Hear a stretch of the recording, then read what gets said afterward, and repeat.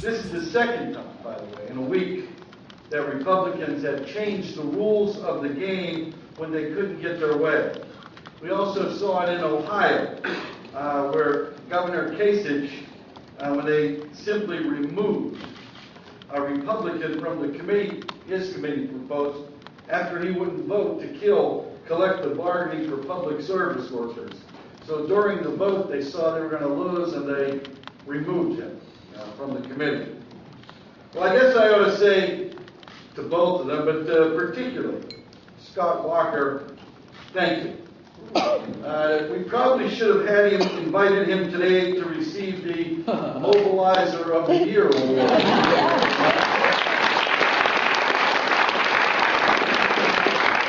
Because of Governor Walker's overreaching has brought us to this moment, to be able to talk about jobs, to be able to talk about the right to collectively bargain. Now, this is a debate that we've wanted to have for 20, 25 years. Well, guess what? Suddenly the debate came to us. And here's the most beautiful part of it. We're winning that debate.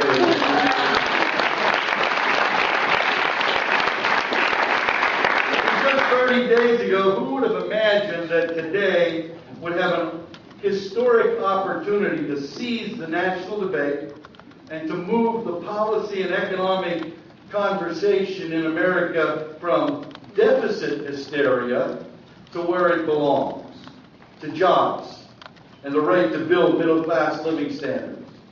See, in your lifetime, have you ever seen this much solidarity?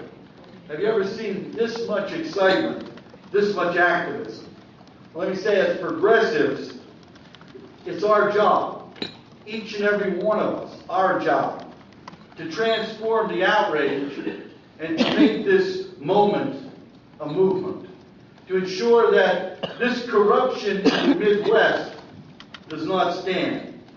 And we have the immense responsibility to keep the fire lit, to spark real change for America. See, in Madison, it was clear to me that Americans had been pushed to the brink. They'd had it. It was enough. It was time to push back. See, for decades, we've been losing ground. Working families, for us, it's the last few years have been cataclysmic. Now, I won't go through the statistics because you know them all too well. The fire in Madison was sparked by intense fear, anger, and insecurity about jobs. See, we sent Barack Obama to the White House to win change that we could believe in. To the American people, that meant good jobs. But we've been in a jobless recovery. 30% of the voters in November had a family member out of work last year. And into the economic pain and political vacuum stepped the corporate-powered right wing and its politicians, using insecurity and fear to divide us, to pit worker against worker, to blame an economic crisis caused by Wall Street on teachers and nurses and the immigrant poor. I've said it before, and I will say it again. Good people who are hurting will embrace hatred and fear if that's all they're offered.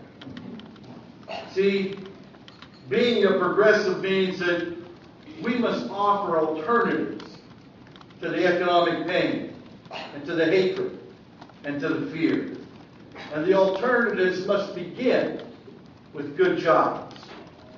Instead, we got justified anger and frustration over the lost jobs and the bank bailouts, combined with oceans of corporate money to give us the political pendulum swing of last November. But the CEO-funded politicians really did misread the signals. They didn't want to hear that we were demanding good jobs and big, bold solutions to the big problems that we have to put America back to work.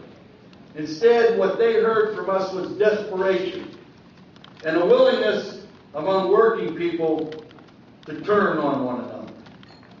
And they saw it as a green light to come after us in an unprecedented and coordinated attack. And now they're seeing what backlash really looks like. And I promise you this, it's like the old song goes, you ain't seen nothing yet. I promise.